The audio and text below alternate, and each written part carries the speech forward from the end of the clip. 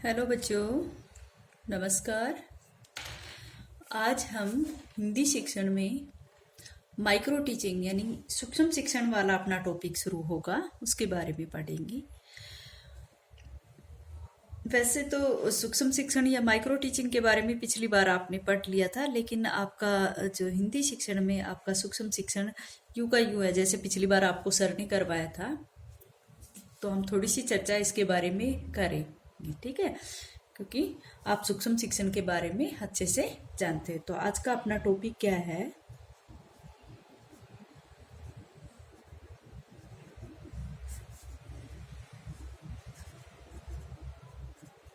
सिर्फ एक सामान्य सी चर्चा हम यहाँ पर करेंगे, क्योंकि आप सभी बीएड फर्स्ट ईयर में आपने सूक्ष्म शिक्षण के बारे में अच्छे से पढ़ लिया था। ये जो सूक्ष्म शिक्षण है, ये शिक्षक प्रशिक्षण का एक नया प्रत्यय माना जाता है, जिसमें जो छात्र अध्यापक होता है, छात्र अध्यापक या अध्यापिका होती है, को वास्तविक अध्यापन से पूर्व शिक्षण कौशलों का प्रशिक्षण करवाया जाता है। क्या करवाया जाता है? शिक्षण कौशलों का प्रशिक्षण करवाया जाता है। थोड़ा सा मैं नोट डालती हूँ यहाँ पर कि वास्तविक अध्यापन से पूर्व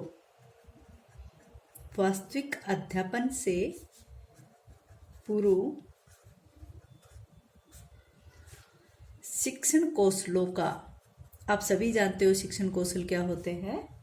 शिक्षण कौशलों का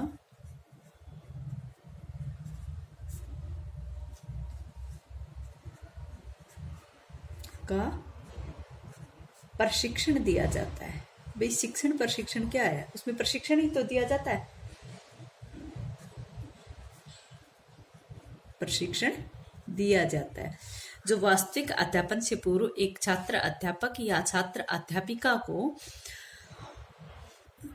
पूर्व शिक्षण कौशलों का प्रशिक्षण दिया जाता है। यहाँ पर 5 कौशल हम करवाते हैं। 5 कौशलों का नाम आपको शायद पता है: प्रस्तावना कौशल, व्याख्या कौशल, प्रश्न कौशल, चांपट कौशल और पुनर्बलन कौशल। ठीक है, आप सभी इसके बारे में सामान्य जानकारी तो रखते ही हो, पता है, क्योंकि आपने पिछली बार माइक्रो टीचिंग अच्छे से की थी। तो ये एक प्रकार से माना यह जाता है कि ये जो अपना सूक्ष्म शिक्षण है, ये स्टैनफोर्ड विश्वविद्यालय में सबसे पहले इसका संप्रत्यय रखा गया था। कौन से विश्वविद्यालय में? स्टैनफोर्ड।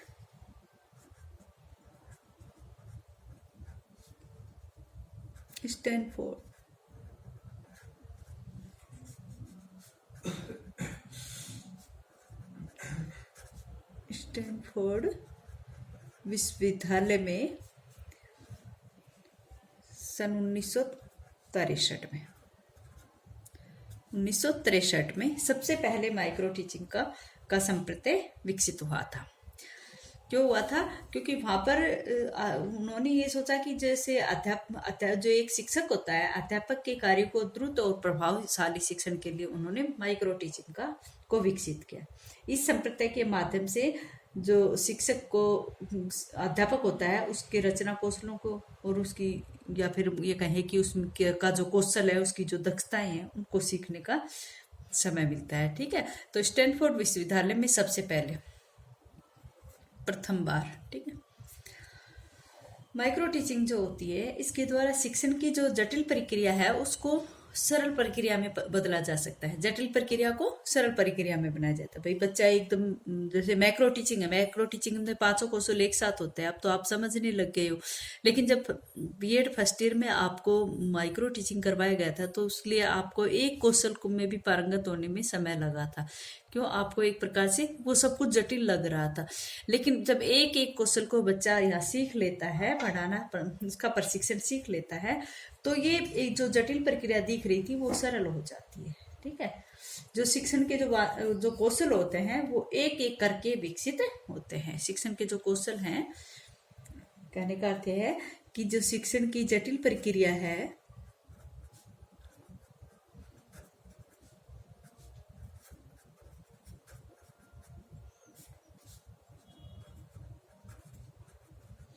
को सरल प्रक्रिया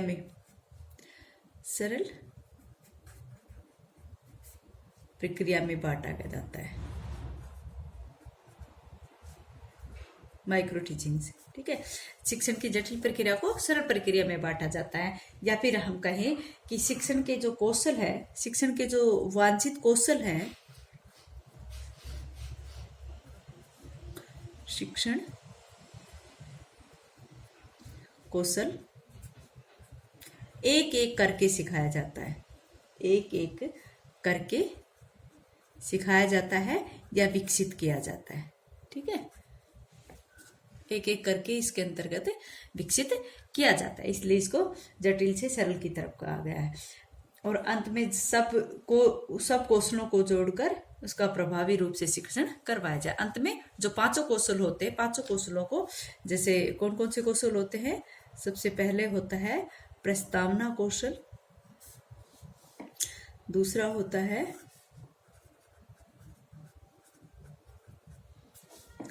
व्याख्या कौशल, और तीसरा क्या होगा, प्रश्न कौशल, और चौथा होगा यहाँ पर, कई बार हम श्यामपट्ट कौशल लास्ट में करवाते हैं, श्यामपट्ट कौशल, और लास्ट पुनर्बलन करवा देते हैं। ठीक है, पुनर्बलन कौशल। तो इस प्रकार से ये जब एक एक कौशल को हम करवाते हैं तो वो किस में करवाते हैं, माइक्रो टीचिंग में। ठीक है, 5 हो गए ना, 1 2 3 4 5।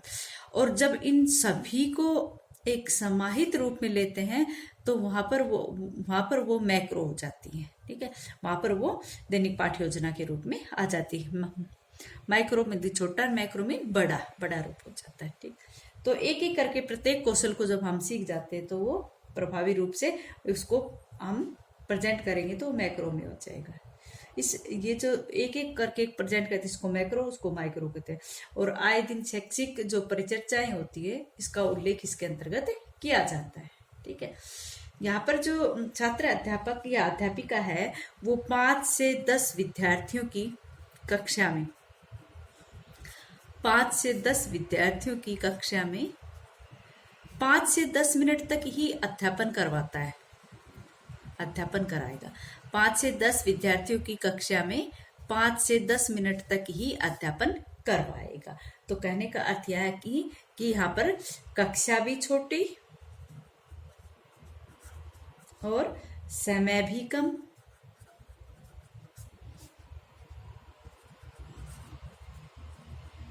और पाठ बहुत ही छोटा। 5 से 10 मिनट का पाठ बहुत ही छोटा, तो पाठ बहुत ही छोटा होगा, इसीलिए इसको माइक्रो टीचिंग कहा, छोटा होता है।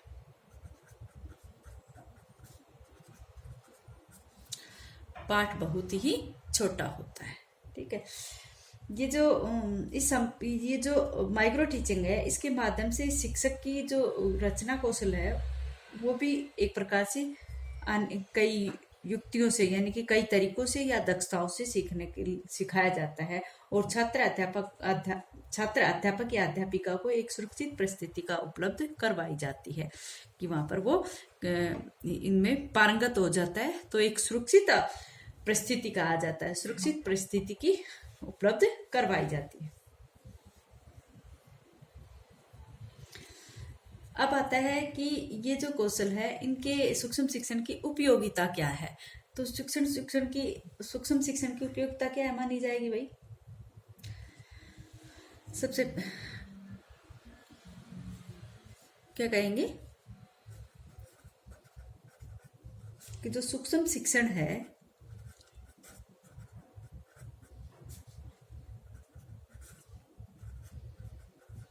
उपयोगिता क्या है?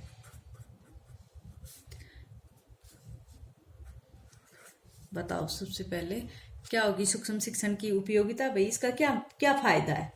तो सबसे पहले विशेषता हम ये कहेंगे कि एक जो सामान्य से दिखने वाला सामान्य से शिक्षण में पाठ योजना बनाई जाएगी ना, यानी कि साधारण शिक्षण में पाठ योजना बनाने में उपयोग तो हो जाएगा। ठीक है, साधारण सा शिक्षण करवाएगा बच्चा और पाठ योजना बनाने में उपयोगी हो जाएगा कि वो पाठ योजना पूरी बना देगा।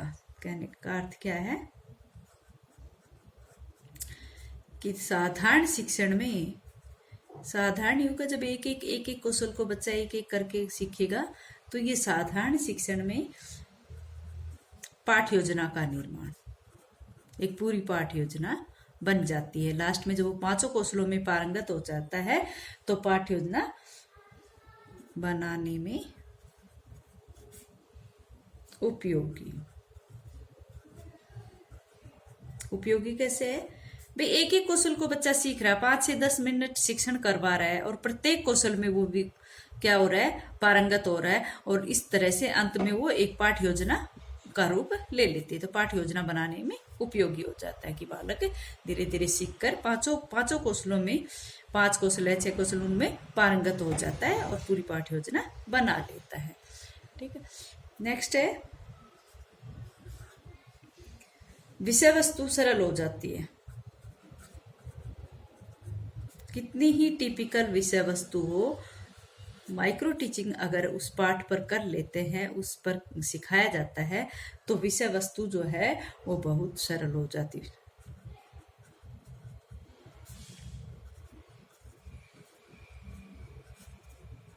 माइक्रो टीचिंग के माध्यम से जब हम इसमें 5 कौशलों को निकालकर बच्चे को सिखाते हैं, एक एक कौशल को, तो कितनी भी जटिल विषय वस्तु हो वो सरल हो जाती है। अच्छा बच्चों, आगे कल कराएंगे।